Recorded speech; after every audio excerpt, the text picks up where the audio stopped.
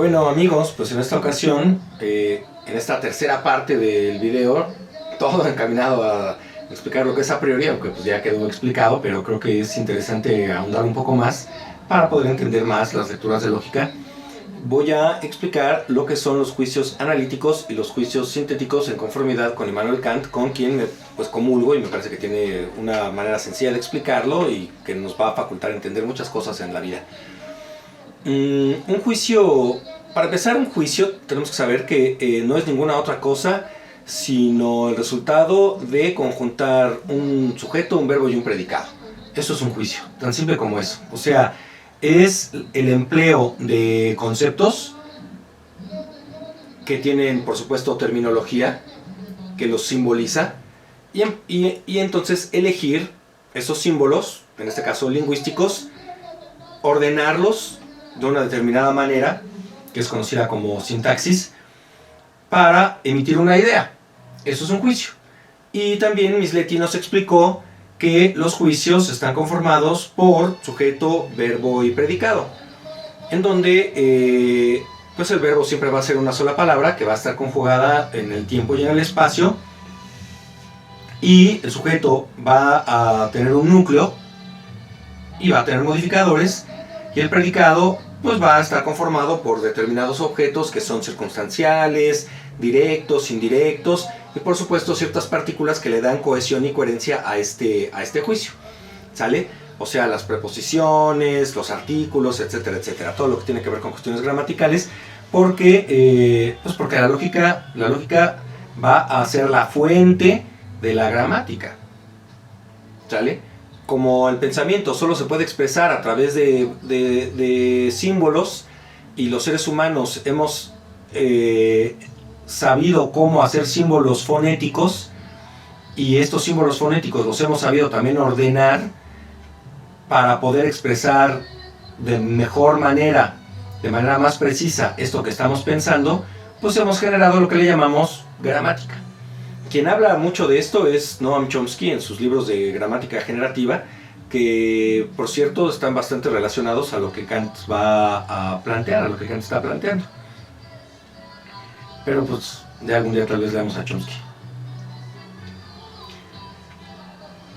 Sabiendo entonces que un juicio está conformado por sujeto, verbo y predicado, puedo yo explicar que un juicio analítico es aquel juicio, o sea, aquel enunciado, en donde el sujeto y el predicado son intercambiables sin que cambie el sentido de la oración, porque el predicado está contenido en la sola enunciación del sujeto.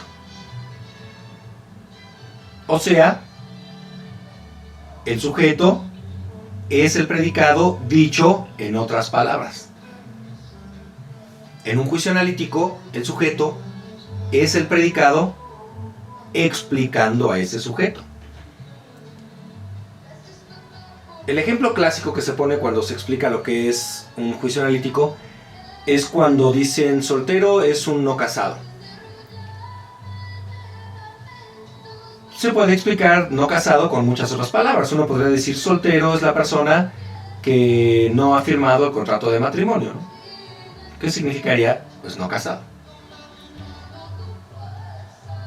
De tal suerte que cuando una persona dice soltero, quien escucha la palabra soltero puede completar el juicio analítico omitidamente, o sea, tácitamente, entendiendo que soltero es una persona que no ha firmado el contrato de matrimonio o que no está casada.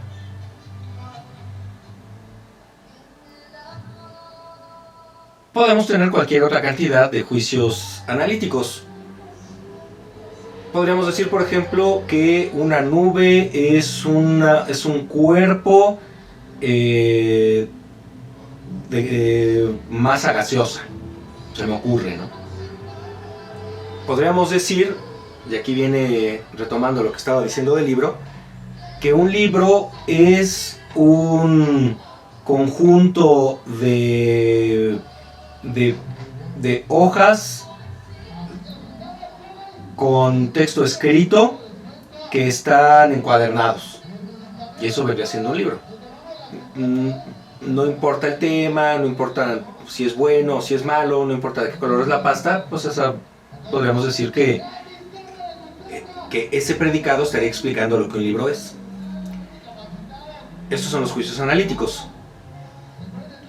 Los juicios sintéticos van a ser aquellos juicios en donde el predicado nos dé una mayor información que aquella que está contenida en la sola enunciación del sujeto. Esto quiere decir son informativos. Son informativos o extensivos. Nos dan más información. Por ejemplo, cuando decimos esa nube es de vapor de agua, o ese libro es el primer libro escrito por un liberto africano en la historia de los Estados Unidos, que es el libro que les enseñé. En el concepto libro no está encerrado que todo libro tenga que ser el primer libro escrito por un liberto en la historia de los Estados Unidos. Inclusive, pues, más bien necesariamente está implicado que no lo sea, ¿no? Porque pues, nada más habría un solo libro escrito en la historia de la humanidad y tendría que ser solo ese. Un juicio sintético es, pues, el que toma información de otros fenómenos, las conjunta y las relaciona de manera necesaria o contingente con un determinado sujeto. Eso sería un juicio sintético. En el próximo video voy a explicarles cómo se relacionan los juicios analíticos, los juicios sintéticos con los juicios a priori y los juicios a posteriori. Este video estuvo cortito, ¿no? Pero es que creo que es sencillo de entender.